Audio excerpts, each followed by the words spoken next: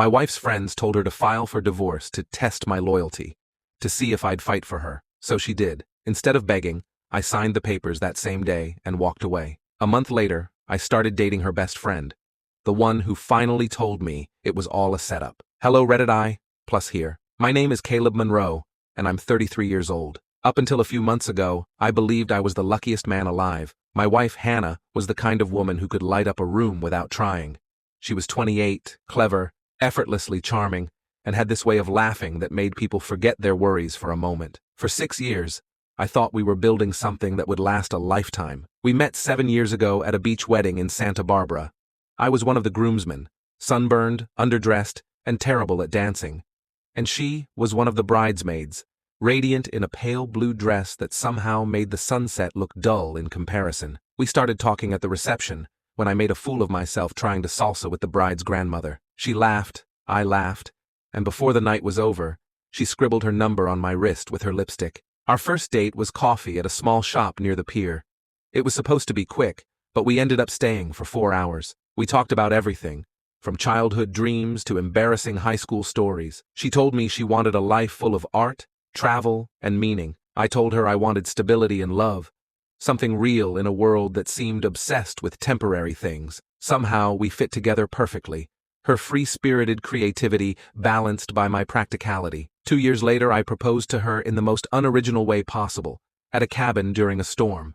I had planned a sunset picnic by the lake, but it started raining so hard the whole plan went out the window. She laughed when I pulled out the ring inside that creaky old cabin, thunder echoing behind us. She said yes through tears and raindrops, and I thought that was the kind of love that could survive anything. Our first few years were beautiful. We bought a small townhouse in a quiet part of Denver, decorated it ourselves, and turned it into a home. I worked as a financial analyst, and she was a freelance illustrator who turned her art into a modest business online. Evenings were our time, cooking together, watching terrible reality TV, and talking about the future. She'd paint while I worked on my laptop beside her, the room filled with the soft hum of her music and the smell of acrylic paint. People used to say we were goals, and I believed them. Then, slowly, something shifted. It started when she reconnected with her college friends, Tessa, Marina, and Zoe. I didn't mind at first. Everyone needs their circle, but those three, they lived for drama. Tessa had been divorced twice by 30, and proudly called herself a chaos curator. Marina, a real estate agent who thrived on control, boasted that no man had ever left her because she always left first. And Zoe, who was perpetually between relationships, claimed commitment was a social construct invented by insecure men. I'll never forget the night I overheard one of their conversations on speakerphone while Hannah was in the kitchen. You don't test a man by asking him, Tessa said.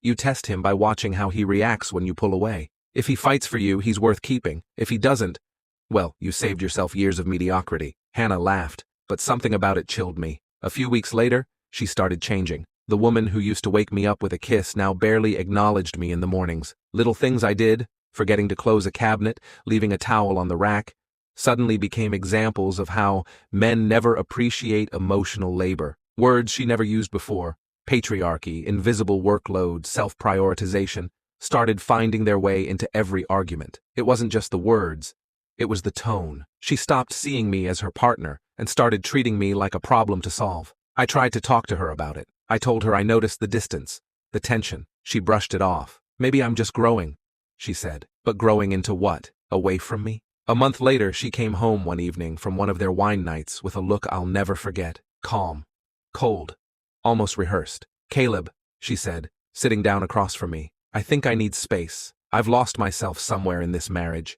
I need to find who I am again. The words didn't sound like hers.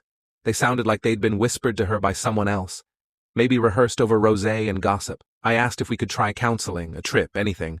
She said no. It's not about fixing the marriage. It's about finding me. Within 2 weeks, she moved into a rented apartment downtown. I helped her pack, even though it felt like I was dismantling my own life. For the first month, I tried to give her what she wanted. Space. I texted her occasionally. Simple things like, hope you're doing okay, or dinner's still on the table if you ever want to come home. Her replies were short and polite. Then, they stopped coming altogether. And yet, on social media, she looked happy, always with her friends, always at parties, smiling, posing. She looked free, while I was drowning in silence. 6 weeks later, she asked to meet. I drove to her new apartment with a flicker of hope in my chest. Maybe she missed me. Maybe she realized she wanted to work things out. Instead, she slid divorce papers across the table. "I've made up my mind," she said softly. "I think we've just grown apart. I need to prioritize myself." I stared at her, waiting for some hint that this was another test, that she wanted me to fight for her, but her expression was blank. So I nodded. "All right," I said, "if that's what you want." I signed the papers right there.